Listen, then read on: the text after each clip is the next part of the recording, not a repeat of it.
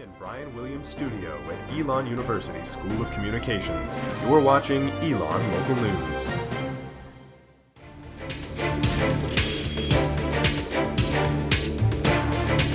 Tonight we begin with the race to vaccinate Elon. Good evening and thanks for joining us. I'm Maeve Ashbrook. And I'm Brian Ray. Elon University is administering 300 doses of the Johnson & Johnson vaccine as part of its continued vaccination efforts. Our Ashlyn Delowy has more.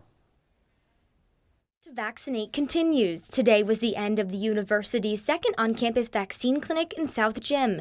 Elon's infectious disease response team coordinates these clinics under the direction of physician Jeanette Archibald and Dean Jana Lynn Patterson. We really want, not only for our students, but also in the people in the local area, we want them to have access to vaccine too. And we feel from the senior staff and from President Book on down, it has been a commitment that we will be a good community partner. Through targeted outreach, the university is inviting all who are eligible to make an appointment.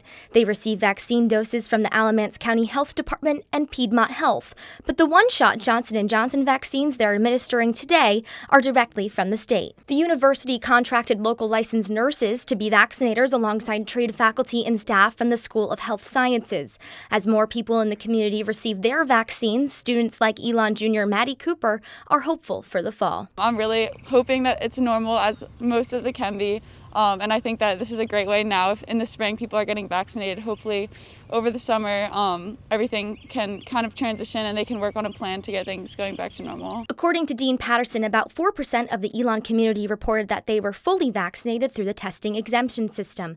Patterson expects that number to change dramatically for the better. We're really going to be encouraging students in the next few weeks because everybody will be eligible if you don't get it here, get it somewhere else, but get it.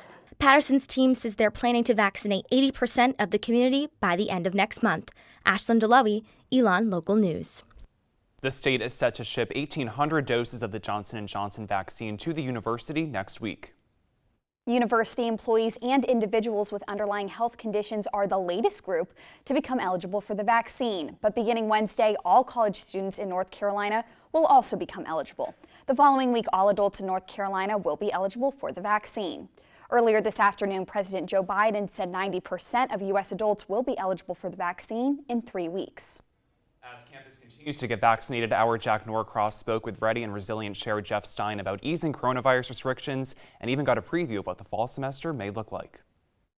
Assuming that we get off of this surge, let's say in the next 2 weeks, and we have a largely fully vaccinated campus in a month, do you foresee us loosening those restrictions, certainly before the end of the year?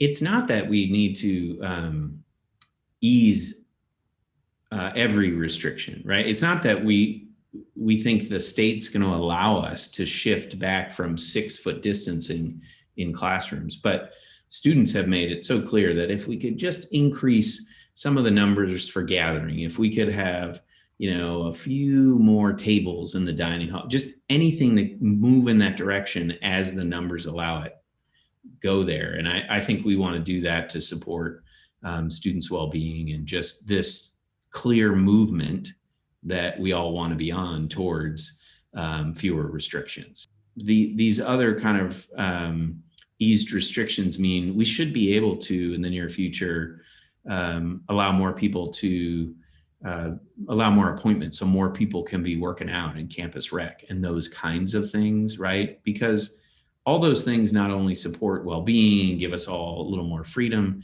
but they start helping us to create a pathway towards post-pandemic life. And we got to get there, right? So that's important. Will Elon look at, or will they require vaccinations to attend in-person classes in the fall? I think we're going to see institutions taking this step. The reason most institutions are pausing is just based on the fact that these are emergency use authorization FDA approvals, and that makes it tough legally to require. We have not made a decision about requiring. We don't think we're there yet and need to hear more. And even if we did require, you're seeing these other schools saying, but of course we'll have exceptions for religious reasons and medical reasons. So I think it's going to be a while before we're ready to make that decision. Where are you seeing the role of hybrid classes and virtual classes kind of playing into that? Do you see any room for that kind of in the fall? Yeah, I think people are really exploring and expecting that there's probably some need for virtual, but our primary mode would be in person, face to face. And so when I say some, there may be folks who still have medical conditions, and I don't want to make any blanket statements. There may be some folks who need to be remote in that regard. There may be times when we've learned from this and faculty will say, pedagogically, it makes more sense for this part of my course. Stein says the Ready and Resilient Committee is currently drafting recommendations for the fall. One plan is based on a decline in COVID-19 cases and easing restrictions. The other focuses on if conditions stay the same or get worse. The Root is opening indoor seating for the first time since the start of the pandemic, but only until Saturday. It's one of the last downtown restaurants that will welcome customers back through its doors. Business partner of the Root and Tangent, Quinn Ray, is looking forward to the soft reopening to dine in tomorrow night. Start on Tuesday with just evening services, trying to get our feet under us again, see what it looks like, figure out the logistics, what work doesn't work, and then I foresee us moving pretty quickly, getting into lunch and stuff of that nature. Ray says because of the limited space and over-the-counter style service, Tangent will remain strictly grab and go until they can open at 100% capacity. With construction well underway, the new Publix grocery store in Burlington is set to open next fall. If you drive by the construction site at Holly Hill Mall, you can see the progress on the building. Crews are about to start building 2 other retail strips as well. Real estate developer The Morgan Companies is in charge of construction. President Trey Morgan says he talks with Publix almost every day, and both parties are excited to open up. We look for good opportunities not only in North Carolina, but really the entire Southeast. And we knew that Burlington was a great community, obviously with Elon and some other really important factors, but we thought Publix would be a good fit here. Morgan says 2 of the businesses joining the Publix are a dental office and the fast food chain Habit Burger.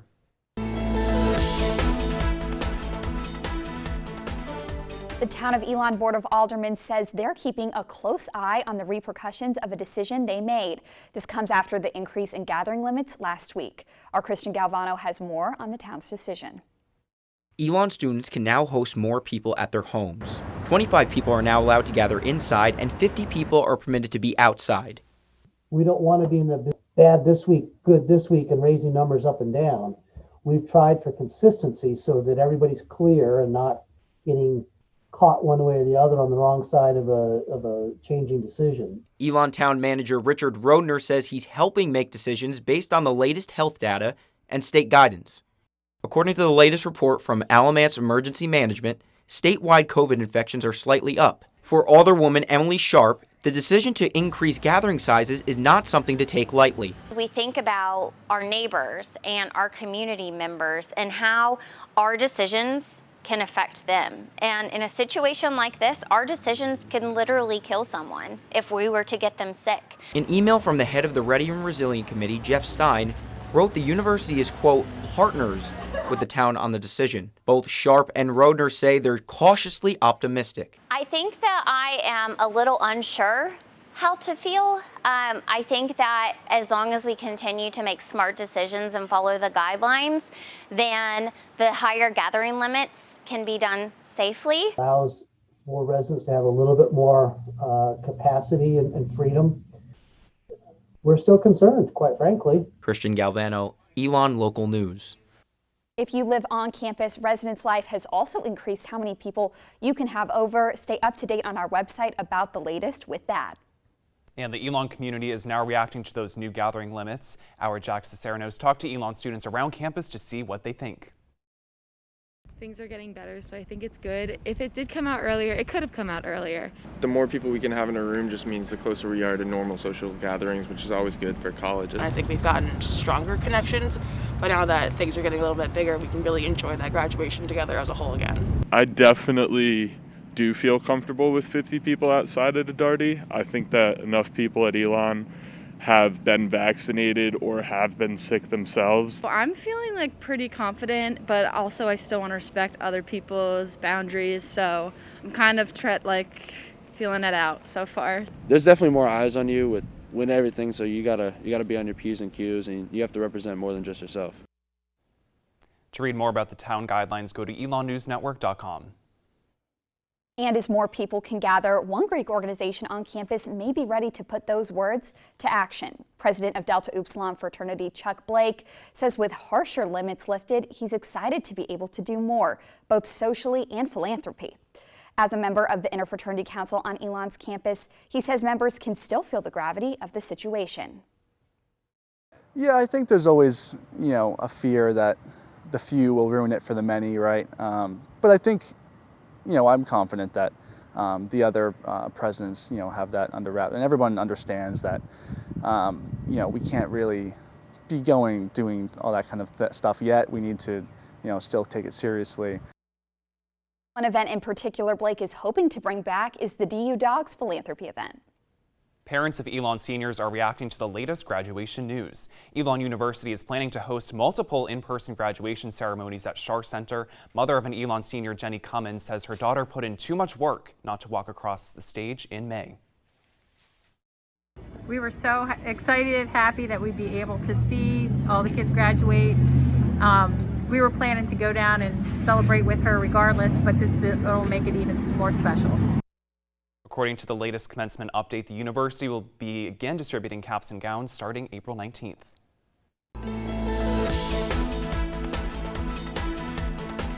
As the university continues to vaccinate its students, a team of 3 faculty members are studying how long the COVID-19 vaccine grants immunity.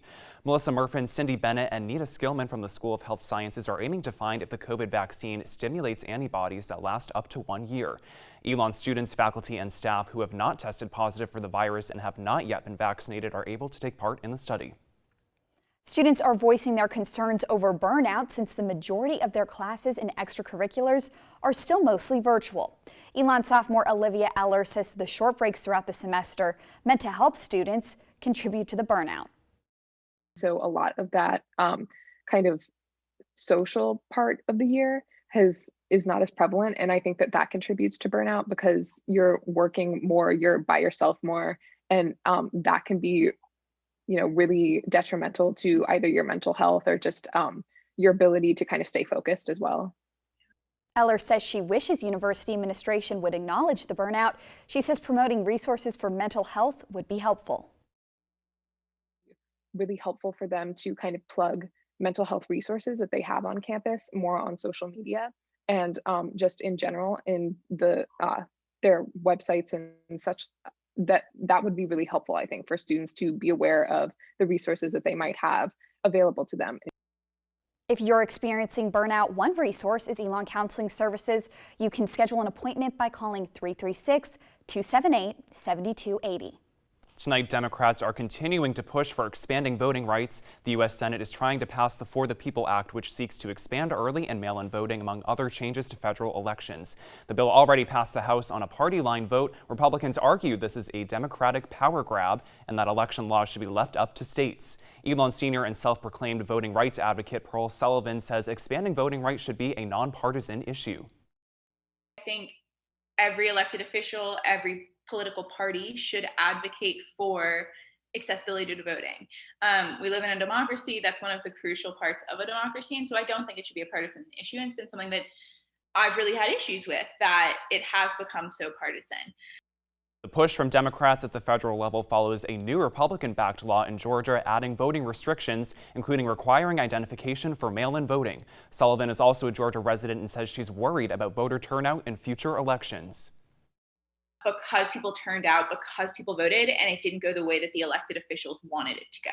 And I think that should be something that's concerning to everybody. I think it's also something that's not just happening in Georgia. Like, we're seeing legislatures across the country introduce similar voting legislation in the wake of the election last November. And during the 2020 election, Georgia saw a record-breaking number of voters. Sullivan hopes the state can keep those numbers up.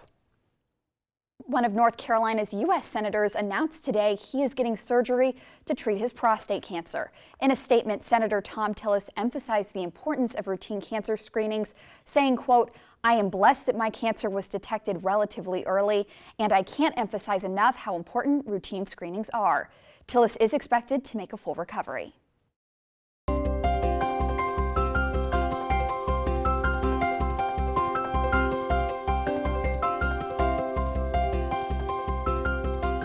Cooler today than the last few days, or at least this weekend. Yeah, for sure. Our Anna Terry is live on Citroen Plaza. Anna, how does the rest of this week look? Thank you, Brian and Maeve. After a very rainy Sunday, many Elon students were seen outside around campus taking full advantage of the sunshine today. And as we head into the rest of the week into our Phoenix 5-day forecast, tomorrow we can expect it to be a bit warmer with a high of 70 and a low of 55.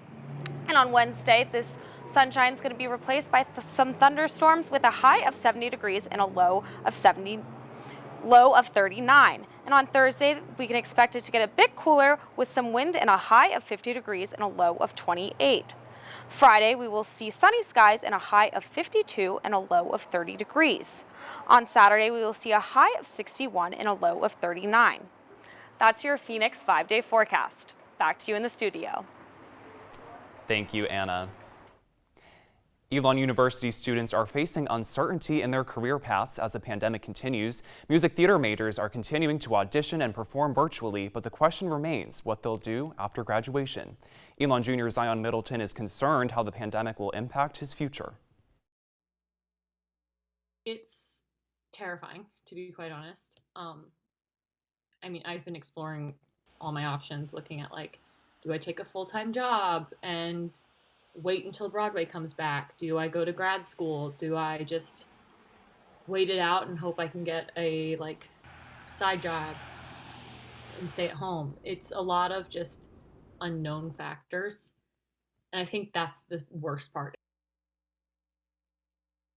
And that was Elon senior Katie Burnjack. It's been over a year since Broadway has gone dark, and its reopening date is still uncertain. She and Zion both say they're considering different career paths after graduation. We're working for something that doesn't really exist, or something that we're hoping will come back soon.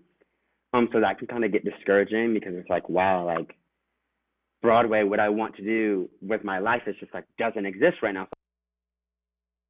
For a deeper look at virtual theater and how the Broadway shutdown has impacted students, pick up a copy of The Pendulum this Wednesday. Elon Admissions says they're expanding tours and admissions events. Limitations on travel and gatherings have halted many prospective students from visiting campus this year. But Vice President for Enrollment Greg Zeiser said in an email to Elon News Network they have, quote, many students on waiting lists for visits. Zeiser also wrote the increased gathering limits in town will allow them to expand as much as they're able to.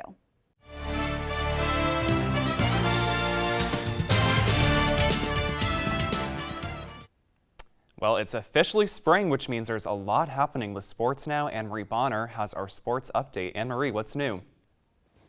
The weather is getting nicer, which means baseball season is on the horizon. General manager of the newly rebranded Burlington Sock Puppets, Anderson Rathburn, says first things first is getting fans in the stands.